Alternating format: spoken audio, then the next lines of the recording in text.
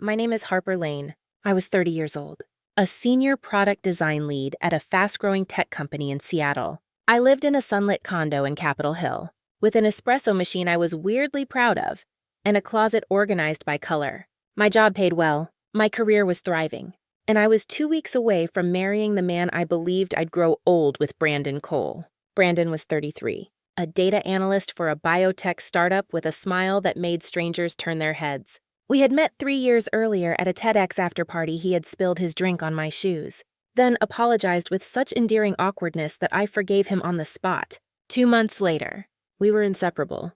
Brandon was charming, attentive, and surprisingly good at remembering little things like my boss's name or how I liked my takeout pad thai. When he proposed during a weekend hike in Olympic National Park, I genuinely cried. Not a cute little tear, full-on messy. I can't believe this is happening, crying. He had planned everything. The ring vintage, rose gold, the timing sunset, even a thermos of mulled wine to celebrate. I said yes without hesitation. I thought I had found my forever. My family loved him, especially my mother, Denise. Denise is 54, an interior decorator who looks like she could still model if she wanted to. She's magnetic in a room, always wearing perfectly tailored dresses and a knowing smile. She and I weren't always close growing up. She had high standards, and I often felt like I was falling short. But in recent years, we'd gotten better. Brandon somehow bridged that gap between us. She adored him, always had. He grounds you, she'd say. The wedding was going to be beautiful. We had booked a modern vineyard venue outside of Tacoma. Brandon handled the logistics. He liked spreadsheets and checklists, while I focused on the visuals. Cream and eucalyptus tones, hand-lettered signage, a band that could play both Billie Eilish and Fleetwood Mac. We had 200 guests on the list, including co-workers, extended family, and our childhood best friends. It felt like the culmination of everything good I had ever worked for. My Pinterest board was basically a novel by then. The week before the wedding was hectic but full of anticipation. Final fittings, tasting adjustments, confirming timelines with the planner. My mom had flown in early to help, which mostly meant drinking mimosas and making sharp comments about the floral arrangements. Still, I was grateful she was there. Or at least, I thought I was. There were little things I ignored. That Brandon had started texting late at night and putting his phone face down. That my mother and he exchanged looks that felt rehearsed. That she defended him aggressively when I teased him at family dinners. I chalked it up to wedding stress and my own overthinking. Everyone always says weddings are chaotic. I just assumed the tension was normal. On the night before the wedding, the bridal party was staying at a rented modern farmhouse near the venue. The guys were in a separate Airbnb a few miles away. We followed the tradition, no seeing each other until the altar. I spent the evening sipping wine with my 2 best friends, trying face masks, laughing about bachelorette party stories. It was the kind of night I'd always imagined having before I became a wife. But somewhere in that perfect blur of joy and nerves, I couldn't sleep. Around midnight, I went to the kitchen to get water and noticed Brandon's iPad on the counter. He had dropped it off earlier that day with some guest lists he needed me to review at least. That's what he said. I didn't go looking. I didn't snoop. I opened the iPad only to check if he had sent a final table arrangement doc. Instead, I saw a preview of a message and iMessage thread with the name D. My stomach dropped. I tapped. The most recent text read, "I miss the way your hands feel on me. I can still feel your mouth from Wednesday night. I want you again soon. You know where to find me." D. I couldn't breathe. I opened the rest of the thread. There were weeks of messages. Photos. References to hotel rooms. To secret meetings during errands. To hiding things from me. To how exciting it all felt. All of it signed off with D. There was a photo grainy, but unmistakable. Brandon in a hotel mirror. My mother, wearing nothing but one of his t-shirts. Holding the phone. I didn't scream. I didn't drop the iPad.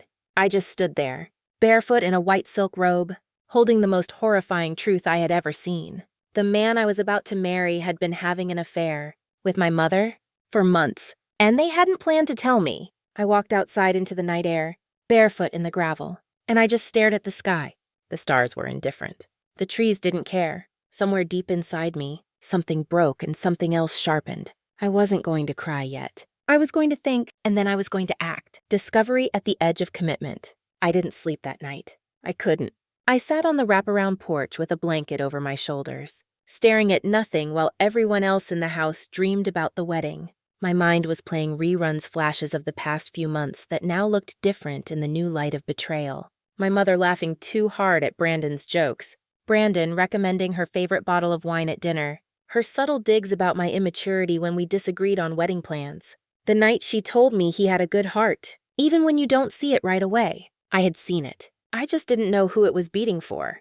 The sun crept over the hills like a thief, and I made my way back inside as quietly as I could. I washed my face. I put the iPad back exactly where I'd found it. I smiled at my bridesmaids when they woke up, told them I just needed some fresh air to calm my nerves. I even helped make scrambled eggs. No one suspected anything, not even Denise. She arrived mid-morning with coffee and lip gloss, breezing in like she owned the place, which honestly, she usually did. She kissed my cheek, called me my little bride, and acted as if she wasn't screwing my fiancé behind my back. I almost choked when she said, "You're the luckiest girl in the world. Harper, you really are." Instead of collapsing, I nodded and said, "Yeah, I think I'm starting to realize just how lucky." The wedding was scheduled for 4 p.m. That gave me less than 8 hours to figure out what the hell I was going to do. I weighed my options the way I would with a product design dilemma. Fast, but thorough. Canceling the wedding was the obvious move, but it wasn't enough. Not for what they did. Not for how long they had planned to lie to me. This wasn't just a betrayal, it was a conspiracy. I called Dylan, my friend from work who owed me about 50 favors, and who happened to be a web designer with zero filter and a flair for drama. I told him everything bluntly, flatly. I could feel his jaw drop through the phone. "Jesus Christ." "Harper," he said. "Your own mom?" "Yeah. Can you help me or not?" "Oh, I'm not just helping. I'm invested now." I sent him the screenshots, the messages, the photos. He uploaded them into a private web page while I drafted a short paragraph explaining the context. In clean, professional font, no rage. Just facts. It ended with a single line. "This is what was happening while I was planning a wedding. I thought you deserved to know." Dylan generated a QR code that directed people to the page. Then I called Olive, my wedding planner, and fed her a tiny white lie. "I have a surprise for the guests," I told her. Kind of a digital guestbook/wedding memory thing. "Can we have printed cards with a QR code placed on the seats before the ceremony starts?" She thought it was adorable. "You're always so modern." "Harper." "Of course." I sent her a PDF with the code and a caption. "A special thank you from the bride and groom." She said she'd have 200 cards printed at the local FedEx by noon. I thanked her, hung up, and stared at my reflection in the mirror. This was happening. I wasn't just getting even. I was making a statement. Not with screaming, not with violence, just truth. Delivered cold, clean, and at scale. By noon, Olive texted me a photo of the stack of printed cards. Classy. Neat. No hint of what they actually led to. I texted her back. Perfect. Meanwhile, Brandon texted me, "Can't wait to see you at the altar. You're going to look unbelievable." I stared at the words for a long time. He had no idea. That was the worst part. Or maybe the best. I still had a decision to make. Do I actually show up? For a few moments, I imagined walking away. No ceremony, no confrontation. Let them explain it to everyone later. But that was too easy. I needed them to feel the sting of reality. In public. The way they humiliated me except with receipts. I took a shower. I did my makeup. I let my maid of honor zip up my dress. I posed for photos in front of the vineyard. I smiled so wide my face hurt. Brandon arrived an hour later with his groomsmen, laughing and high-fiving like this was the best day of his life. Maybe it was. Maybe it would still be, just not in the way he imagined. My mother appeared just before the ceremony, dressed in emerald silk, looking like a queen. She touched my hand and whispered, "I'm so proud of you, Harper." I looked into her eyes and said, "You'll remember this day for the rest of your life." She smiled, assuming I meant it the way she did. But I didn't. At 3:55, guests were seated in white wooden chairs lined with soft green runners. Olive's team placed the QR cards discreetly, one on each seat.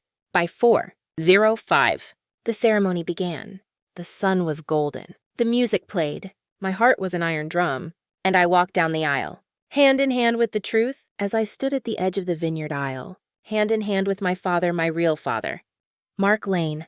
I looked out at the sea of faces, some beaming, some misty-eyed, some oblivious to the ticking bomb quietly placed beneath every single seat. Each guest held a small cream card with elegant font that read, "A special thank you from the bride and groom," with a QR code just below it. They were already scanning, out of curiosity or boredom or both. phones tilted down under their knees as the string quartet played soft covers of Ed Sheeran and Norah Jones. Mark leaned close to me as we waited for our cue. "You okay?" he whispered. I nodded, even though I wasn't. Not in the normal sense of okay, but I was steady, sharp, present, and that was enough. The officiant gave the nod. The music swelled. I stepped forward. I didn't look at Brandon right away. I kept my eyes on the horizon. My veil caught the wind just slightly, and someone snapped a photo at that exact moment later. My friend Elise would send it to me and say, "You looked like a goddess about to drop the hammer of justice." Brandon looked gorgeous. Black tux, slicked hair, the smile of a man who thought he had won. He reached for my hand when I arrived at the altar, and I gave it to him. Briefly, we faced the officiant. In the crowd, I saw the first reaction, an older cousin, Greg.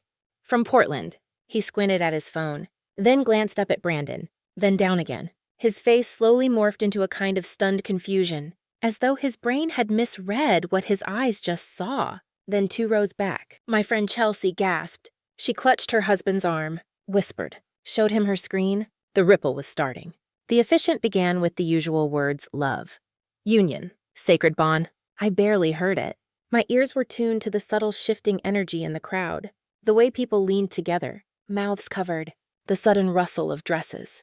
The collective held breath. I spotted Brandon's older brother. "Chris," blink at his phone, then shoot a confused look toward his mother, who had just seen the photo of Denise in Brandon's shirt. Her lips parted like she wanted to scream but had swallowed it halfway. Denise was seated beside her, smiling softly, legs crossed. She hadn't scanned it yet. Neither had Brandon, but nearly everyone else had. Behind us, murmurs spread like wildfire.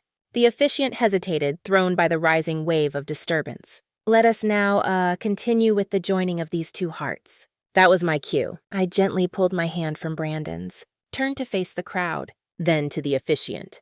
"Actually," I said, clearly, calmly, before we continue, "I'd like to say something." There was a brief, frozen pause. Brandon furrowed his brows but tried to stay composed. "Babe," he said under his breath. I turned to him, looked into his eyes, those eyes I had once imagined waking up to for the rest of my life, and smiled. "You lied to me," I said, still holding that smile. "You betrayed me, and you thought you could stand here, next to me, in front of everyone we know and love, and pretend like none of it happened." He blinked. "What are you talking about?" he whispered, voice sharp. I didn't answer him. Instead, I turned to the crowd. "To everyone here," I said, raising my voice just enough to carry over the stunned silence. "Thank you for coming today. I know you were expecting to witness a wedding, but what you're actually witnessing is the end of a performance." A few gasps, a few phones lifted. A few eyes darted between me and Brandon and then down to the screens in their laps. "By now," I continued, "most of you have seen the truth. You've read the messages. You've seen the photos. You know what Brandon and my mother have been doing behind my back for months." A hush fell over the entire ceremony. You could have heard a feather hit the aisle. My mother let out an audible, "What?" Still faking it. Still trying to pretend this was all a misunderstanding. But her eyes were wide. Her hands shook in her lap. Brandon's face twisted. "Harper, what the hell?" "No," I cut in, stepping closer. "You don't get to speak now. Not here. Not after everything you hid. After everything you stole from me." He tried to reach for me. I stepped back. "I gave you all of me," I said. "I believed in us. I trusted you. And you broke it not just with anyone, but with the woman who gave birth to me." Denise stood now, red-faced, trying to speak. "Harper, this is insane." "Don't," I said, pointing at her without even looking. "You've done enough." There was silence again, heavy. "Final, I won't marry someone who lies," I said. "I won't start a life based on betrayal. This wedding is over." Then I looked back at the crowd one last time. And if any of you are wondering, yes, everything you saw on that site is real. The words, the photos, the timestamps. That's who they really are. And I won't be part of the illusion anymore. Brandon looked like a statue made of glass about to shatter. My mother sank into her seat. I turned, picked up the hem of my dress, and walked back up the aisle, alone, while 200 people stayed in stunned silence behind me. As I passed Olive near the back, I whispered, "Thank you." She just stared. Outside. The air was crisp and warm with the scent of late summer grapes. My best friend Serena caught up with me as I kicked off my heels in the gravel. "Holy shit," she said, breathless. "Are you okay?" I took a breath that felt like the first real one in months. I am now. The sound that followed me down the aisle wasn't what you'd expect. No crying bride, no angry shouting. Just silence, a thick, suspended silence, as if everyone forgot how to breathe. I stepped outside the vineyard's barn-style doors and let them close behind me. I didn't slam them. There was no need for drama, the truth had already done enough damage. My dress trailed through the dust as I walked toward the field. I didn't know exactly where I was going. I just needed space. Air, the kind that didn't reek of deception. I could still hear the faint hum of voices behind me. The murmuring had started again. A few chairs scraped against the ground. Guests shuffling. Phones buzzing. Secrets unraveling like the thread on a cheap suit. Inside, I imagined Brandon's world was caving in. Maybe he was trying to recover. Lying to everyone. Blaming me. Insisting it was fake. Maybe Denise was crying now. Humiliated. Realizing just how far the exposure had reached. But none of that mattered to me anymore. Justice doesn't always come with applause. A few minutes later, Serena caught up with me. She didn't say anything at first, just walked beside me. Barefoot, too. Heels dangling from her hand. "Want to scream into the vines?" she asked finally. "Tempting," I said. "But I think I've said enough for one day." We reached the edge of the vineyard, where the rolling hills dipped low and the golden light made everything feel unreal, like we were in the closing scene of a movie. And maybe we were. The ending of one life. The beginning of another. Back at the venue, things had turned chaotic. Olive later told me that once I exited, the guests were split into factions, those who ran after me, those who ran toward Brandon demanding answers, and those who simply sat frozen in shock. A few of my distant relatives tried to console my father. Mark, who looked like he'd aged 10 years in 10 minutes. Brandon, according to Serena's boyfriend who lingered inside, tried to claim the messages were fake, that someone had photoshopped the whole thing, but even his voice lacked conviction. He knew. And Denise, she left quietly, slipped out the side, too ashamed to even make eye contact with the guests. The damage was done. There was no salvaging her dignity now, no spin that could turn her into a misunderstood victim. Not when the evidence had her name signed off with a flourish of tildes. The guests started leaving. Slowly, some whispered apologies. Some hugged my father. Some didn't know what to say at all. One of Brandon's groomsmen, Noah, I think texted me later. "You did what a lot of people would never have the guts to do. Respect." I didn't reply, but it meant something. The reception, obviously, was canceled. The band packed up early. The caterers were paid and sent home. Olive coordinated the chaos like a general retreating from a battlefield. My dad covered the balance from his own pocket. He said it was the least he could do. I went back to the farmhouse with my friends, still in my dress, still in makeup, still technically a bride, but no longer anyone's. The house was quiet. The bridal suite where I had once dreamed of slipping out of my gown and into a new last name felt like a crime scene. So I didn't go upstairs. I sat in the living room with a glass of Prosecco someone had rescued from the reception bar. And we just existed. Me, Serena, and Maddie. No lectures. No pity. Just 3 women sitting with truth and shock and release. At some point, someone turned on music, not the wedding playlist, but something lo-fi and instrumental, as if our souls needed something neutral to land on. Later that night, my father came by. He didn't knock, just walked in and sat across from me, hands clasped tight. "I don't have the words," he said. "You don't have to," I said. "You weren't the one lying." He looked like he wanted to cry. "I should have seen it. No one saw it," I said. "That's why they got away with it for so long." He nodded, then added, "Your mom left a note at the house. Said she was going back to California to stay with her sister." I shrugged. "Fine by me." He hesitated, then said, "You really loved him, didn't you?" I stared into the bubbles of my half-warm Prosecco. "I thought I did," I said, "but now I think I just loved who I thought he was. The version he gave me. That's the worst part." He whispered, "When the person you trusted most turns out to be fiction." We sat like that for a while. No rush, no resolution, just grief and grit between a father and a daughter who had both lost someone that day, even if it wasn't the same person. Around midnight, I went outside again, still barefoot, still in the dress. I looked up at the sky clear, starlit, impossibly vast. I felt heartbreak, yes, but I also felt relief. Not because it hadn't happened, but because I had stopped it. I could have walked down that aisle and signed a contract with a liar, but I didn't. I stood up. I spoke truth, and I walked away. The next morning, I changed out of the dress and left it hanging in the guest room closet. I didn't take it with me, didn't burn it, just left it there. A monument to a version of myself I no longer needed to be. Brandon texted me once, 2 days later. Please, can we talk? I didn't respond. Because some people don't deserve closure. They just deserve consequences. The first Monday after what was supposed to be my wedding felt oddly quiet.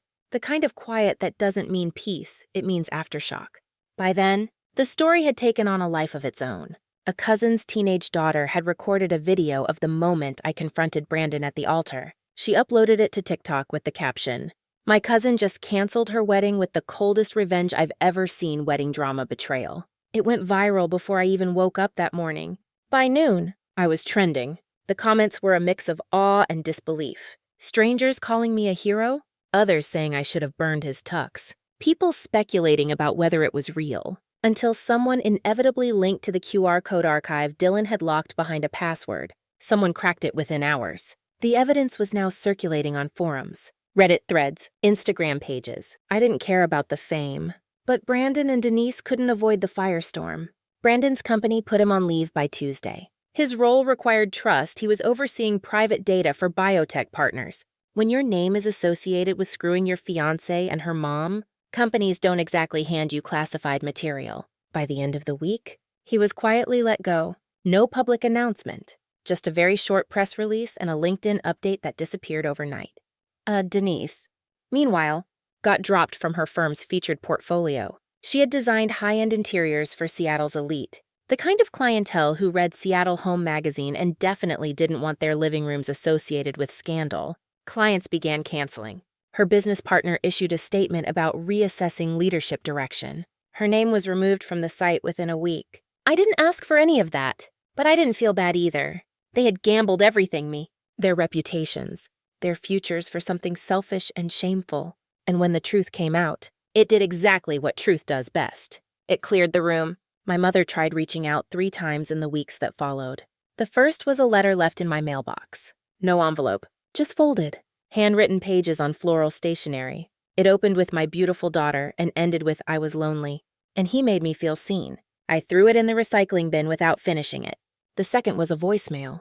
2 minutes of sobbing and apologies, followed by a quiet, "I don't expect forgiveness, but I need you to know I regret everything." I deleted it. The third was a call I actually answered. I don't know why. Maybe I was tired. Maybe I wanted to hear her voice. Just once, from this new distance we now lived in.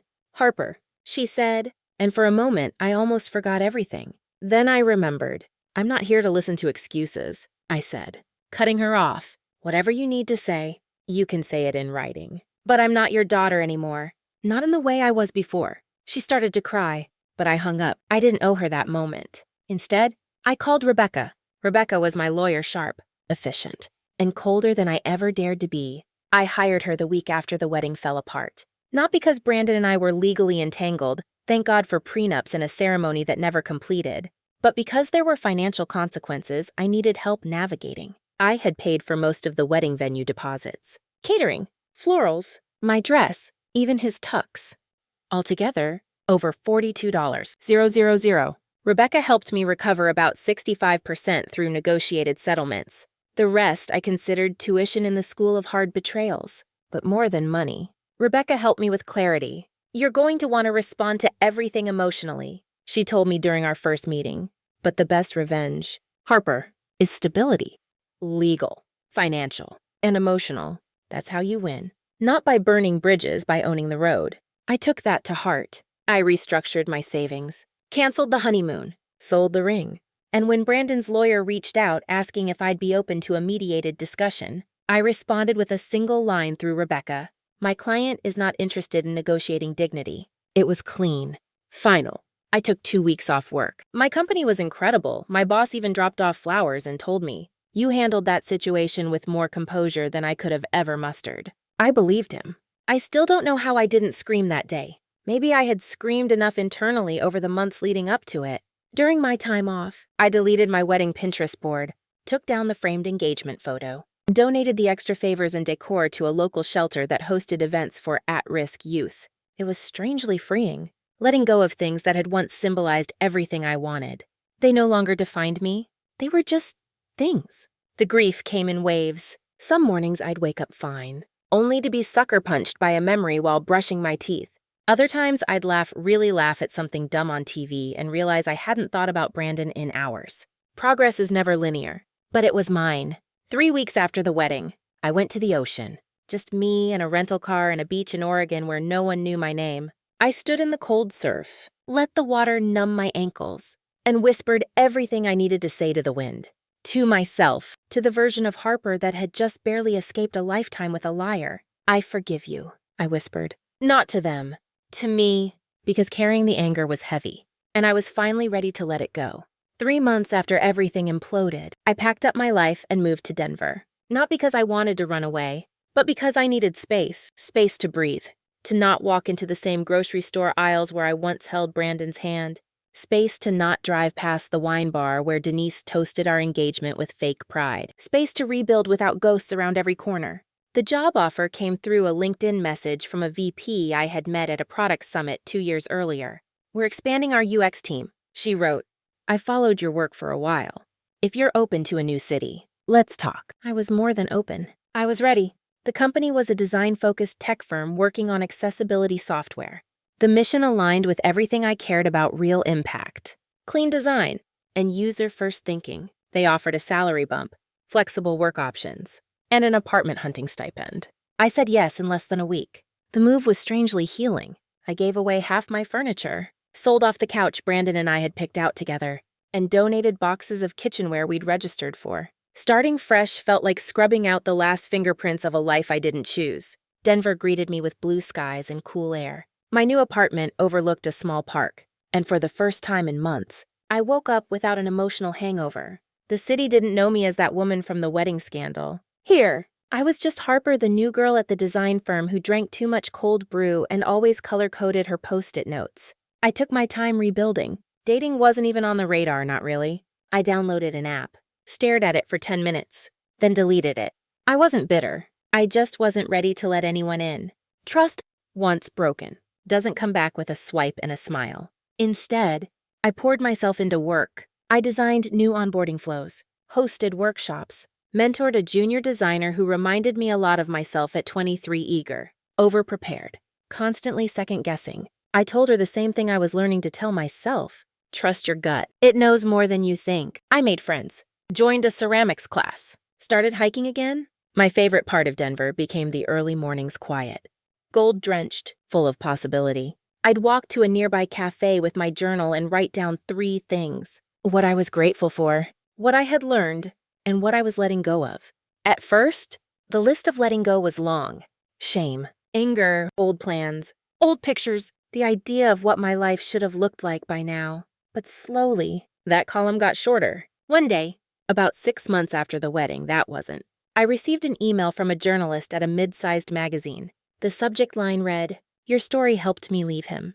The body was short, just a few sentences. I saw the TikTok video. Then I saw the full story. I had been ignoring signs for months, thinking I was overreacting, but your courage gave me the final push. I left. I'm scared, but I'm also proud. Thank you, I cried at my desk. Not because I felt proud, but because for the first time, I saw that my pain had purpose. That maybe by telling the truth, I hadn't just saved myself, I'd lit a torch for someone else stumbling in the dark. And that made it all, if not worth it, then at least bearable. I heard through my father that Denise had moved back to California permanently. She was staying with her sister. Her business had dissolved quietly, and she was no longer taking clients. I don't know what she does now. I don't want to know. Some chapters don't deserve sequels. As for Brandon, he resurfaced briefly through mutual acquaintances. Apparently, he tried to start over in Boise, but the internet never forgets. Every time someone Googled his name, the wedding story came up, not because I kept it alive because others did, because the truth had momentum. He sent me one final email. No subject line, no preamble. I was an idiot. I ruined everything. I'm sorry. I didn't reply. What could I say? That I forgave him? That I didn't? Truthfully, I had forgiven him, but not for him. For me, because I didn't want to carry him into my new life like a poison I'd learned to live with. Forgiveness isn't about absolution. It's about release. One morning, walking through City Park, I realized something strange. I wasn't angry anymore. I wasn't waiting for karma. I wasn't checking his socials. I wasn't rewriting conversations in my head. I was just living, light, free, whole, in a way that betrayal had threatened but never truly broken. I looked up at the sky cloudless, wide. Sometimes, people ask me if I regret it, if I wish I'd stayed quiet, kept the pain private, spared the guests the shock. No, because shame thrives in silence. And truth, no matter how ugly, is a kind of freedom. I'm Harper Lane. I'm 31 now, and I didn't get the wedding I planned. But I got something better. I got myself back.